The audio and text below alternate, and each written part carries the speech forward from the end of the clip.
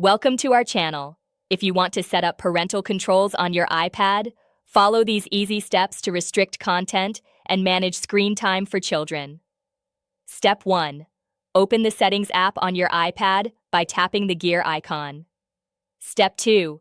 Scroll down and tap on Screen Time to access all parental control features. Step 3.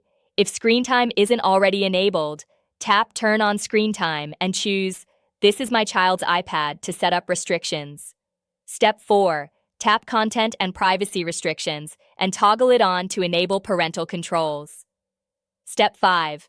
Under Content Restrictions, you can limit specific types of content like movies, TV shows, apps, websites, and explicit music based on age ratings. Step 6. Set up downtime by tapping Downtime and selecting the hours when only allowed apps and phone calls will be available. Step 7.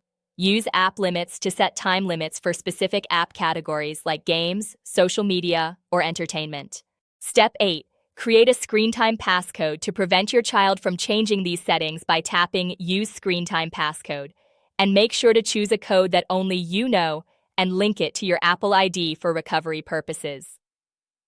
Don't forget to like this video and subscribe to our channel.